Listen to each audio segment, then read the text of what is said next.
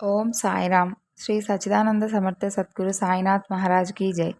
మన సాయి కుటుంబ సభ్యులందరికీ నమస్కారం అండి. ఎలా ఉన్నారు, ఏం చేస్తున్నారు? మీరందరూ కూడా సంతోషంగా, క్షేమంగా, ఆరోగ్యంగా ఉండాలని, సాయినాథుని యొక్క ఆశీస్సులు మనపై ఎప్పుడూ ఉండాలని మనస్ఫూర్తిగా ఆ సాయిని వేడుకుంటూ ఈరోజు వీడియోని మొదలు పెడుతున్నాను.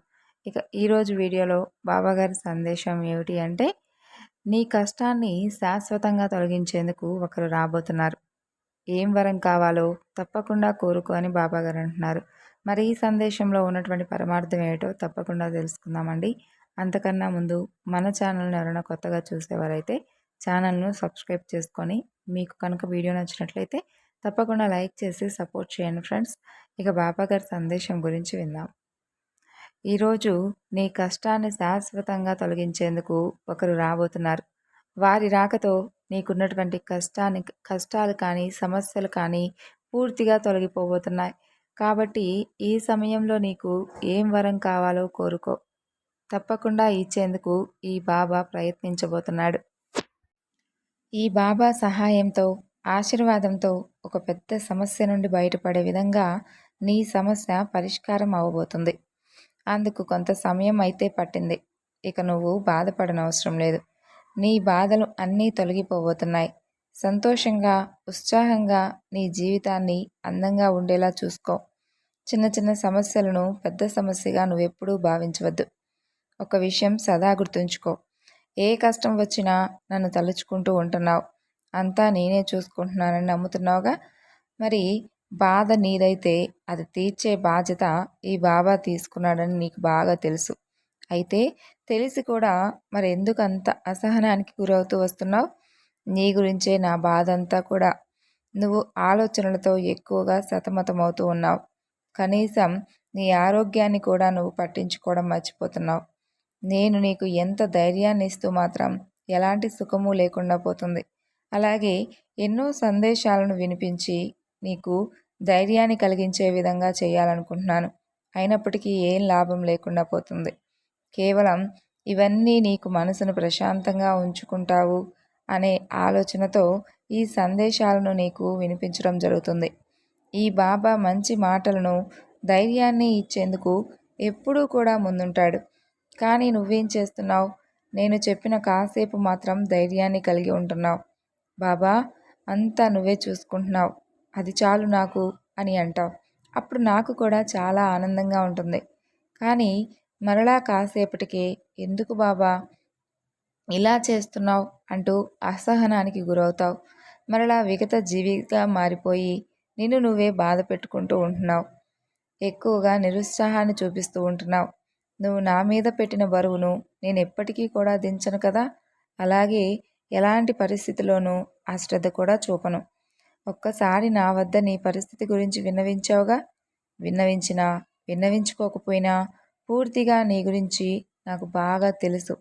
మరి రోజు పదే పదే ప్రాధేయపడుతూ ఈ సాయికి నువ్వేమీ గుర్తు చేయనవసరం లేదు కదా. అంతా నాకు తెలుసు. నాకు నీ పట్ల మతిమరుపు ఏమన్నా ఉందనుకుంటున్నావా? అందుకే నీ గురించి నేను నీ సమస్యల గురించి మర్చిపోయాను అని నువ్వు భావిస్తున్నావా? నేను ఎవ్వరి సమస్యలను మర్చిపోను, ఎవరి కష్టాలను మర్చిపోను. అందరినీ కూడా సమభావంతో చూసేటటువంటి ఈ బాబా నిన్నొక్కడిని మాత్రం ఎందుకు పక్షపాతంగా చూస్తాడనుకున్నావు? అందరి సమస్యలు తీర్చేటటువంటి ఈ సర్వాంతర్యామికి నీ గురించి ఆలోచించే సమయం లేదంటావా? అసలు నీ గురించి మర్చిపోయాడని నువ్వెందుకు అనుకుంటున్నావు? అలా ఎప్పుడూ కూడా అనుకోవద్దు. అలా ఎప్పుడూ కూడా అపనమ్మకంతో ఉండవద్దు. నేను కూడా ఒప్పుకుంటాను మీకు నాపై ఎంత ప్రేమ, భక్తి, నమ్మకం ఉన్నాయో అని. అలాగే నాకు కూడా మీపై అంతే ప్రేమ ఉంటుంది. ఒక పనిని ఎంచుకున్నావుగా, అది నెరవేరాలని ఎన్నో రోజుల నుండి ఆశగా ఎదురు చూస్తున్నావు. అయితే అందుకు మాత్రం నీ దగ్గర ఎలాంటి ధనము లేదు. ఆ ధనానికి కావలసినటువంటి శ్రమ లేదు. శ్రమకు తగినటువంటి పని లేదు. దీనికోసం నువ్వేమీ నిరుత్సాహపడనవసరం లేదు. వీటన్నిటికీ కూడా ఒక మంచి పరిష్కారం చూపబోతున్నాను.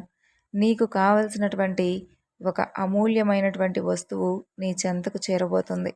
అలాగే నీకు కావలసినటువంటి పని, ఆ పనికి తగినటువంటి శ్రమ చేసేందుకు నువ్వు సిద్ధంగా ఉండు. తద్వారా నీకు కావలసినటువంటి ధనం నీ చేతికి అందుతుంది. తరువాత నీకు వచ్చినటువంటి కష్టం శాశ్వతంగా తొలగిపోతుంది. ఒక మంచి వ్యక్తితో నీకు కావలసినటువంటి ధన సహాయం అందబోతుంది. వారిని ఎప్పటికీ కూడా నువ్వు మర్చిపోవద్దు. వారు చేసినటువంటి మంచిని కానీ, వారు చేసినటువంటి సహాయాన్ని కానీ నువ్వెప్పటికీ కూడా మర్చిపోవద్దు. జీవితంలో అలాంటి వారికి, లేదంటే నీకు తెలిసిన వారికి, నీలాగా ఆపదలో చిక్కుకున్న వారికి నీ వద్ద ధనం ఉన్నప్పుడు తిరిగి నువ్వు కూడా అదే విధమైనటువంటి సహాయాన్ని చేస్తానని నాకు ప్రమాణం చేస్తావు కదూ! అయితే తప్పకుండా చేసే తీరాలి అని మాత్రం నేను నిన్ను ఎప్పుడూ కూడా అడగను. అలాగే నిన్ను హెచ్చరించను. నీకిష్టమైనటువంటి పనే చేసుకో. నువ్వే ఎంచుకో.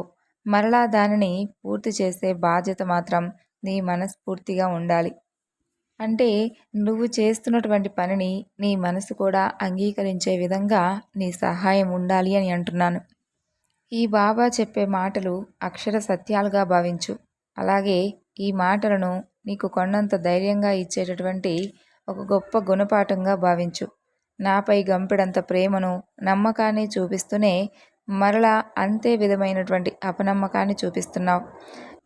ఎప్పుడూ నా జీవితం ఇంతే, ఇక నా జీవితం మారదు, ఎప్పుడూ కూడా నేను ఓడిపోతున్నాను అనే భావన నీలో ఉంచుకోవద్దు.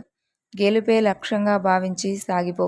ఏదైనా కానీ నువ్వు కావాలి అనుకుంటే సరిపోదు. దానికోసం నువ్వు ఆరాటపడితే కూడా సరిపోదు. నీలో పోరాడే శక్తి కూడా ఉండాలి. అప్పుడే నీవు అనుకున్న కల నెరవేరుతుంది. నీ మనసులో విశ్వాసం ఎలా అయితే ఉంటుందో ఆ ఫలితం కూడా అలాగే ఉంటుంది. నువ్వెప్పుడూ కూడా నా జీవితం ఇంతే, నేను ఇక ఓడిపోతాను అని ఎప్పుడూ భావించవద్దు. అది పని విషయంలో అయినా, ప్రేమ విషయంలో అయినా, ఏదైనా కానీ నువ్వు ఓడిపోతాను అని మాత్రం ఎప్పుడూ అనుకోవద్దు. నన్ను ఆయన ఎప్పుడూ కూడా దగ్గరుండి మరి నడిపిస్తున్నాడు. అలాగే ఆయన కృప వలనే నేను ఇంతవరకు ఎన్నో ఓటములను సైతం ఎదుర్కొని ఇలా నిలుచొని ఉన్నాను అంటే అదంతా సాయి వలనే అని నమ్మకాన్ని కలిగి ఉండు. అప్పుడే ఈ సాయి కూడా మీకోసం తన జీవితాన్ని ఫలంగా పెట్టైనా సరే మిమ్మల్ని ఒక మంచి దారిలోకి తీసుకువస్తాడు. నీకు మరలా చెబుతున్నాను, నన్ను మనస్ఫూర్తిగా నమ్మావు కదా, అలాగే నిజాయితీగా నీకేం కావాలో అడిగావు. నువ్వు ఏం కావాలో అడిగినప్పుడు మరి అది తీర్చే బాధ్యత కూడా ఈ బాబాది. ఏకాగ్రతగా ప్రార్థిస్తున్నావు. ధైర్యంగా నీకేం కావాలో అడుగుతున్నావు. నువ్వు భక్తిగా నాకు పూజ చేస్తున్నావు. మరి ఇంతగా నువ్వు అడిగినప్పుడు ఈ బాబా నీకు వరాన్ని ఇవ్వకపోతే ఎలా? ఒక మంచి వ్యక్తితో నీకు కావలసినటువంటి ధన సహాయం నీకు తప్పకుండా అందుతుంది. నేను నీకు మాటిస్తున్నాను. నువ్వు కన్నీరు కారుస్తూ ఉంటే ఈ బాబా సంతోషంగా ఎలా ఉంటాడు చెప్పు? నీకు అవసరం కోసం నువ్వు చేసే ప్రార్థనను వెంటనే విని నీ వద్దకు పరుగులు తీస్తూ వచ్చే ఈ బాబా నువ్వు కన్నీరు కారుస్తూ ఉంటే, నువ్వు కష్ట సమయంలో ఉంటే చూస్తూ ఊరుకుంటాడా? నేనే నీకు స్వయంగా ఎదురుపడి ఈ విషయాలన్నీ కూడా చెప్పలేను కదా. ఇలా అయినా సరే నువ్వు ధైర్యంగా ఉండాలి అనేదే నా ఆశ. అందుకోసమే నా ఈ చిన్న ప్రయత్నాన్ని మంచి సందేశంలో మలచి నీకు అందిస్తున్నాను. అర్థం చేసుకొని ఇకనైనా సమస్యల పట్ల నీకున్న అపనమ్మకాన్ని, భయాన్ని, అనుమానాన్ని విడిచిపెట్టు. ధన సహాయం అందిన తర్వాత నీ పనియందు శ్రద్ధ వహించి తప్పకుండా విజయాన్ని పొందాలని ఈ సాయి నీ నుండి కోరుకుంటున్నాడు. సంతోషంగా ఉండండి. సో విన్నారు కదండి ఈరోజుటి బాబాగారి సందేశం. ఈ సందేశం మీ అందరికీ కూడా నచ్చింది అనుకుంటున్నాను. నచ్చితే తప్పకుండా మరికొంతమందికి షేర్ చేయండి. మరొక చక్కని బాబాగారి సందేశంతో మరలా కలుసుకుందాం. అంతవరకు నమస్కారం. ఓం సాయిరామ్. సర్వే జనా సుఖినో భవంతు.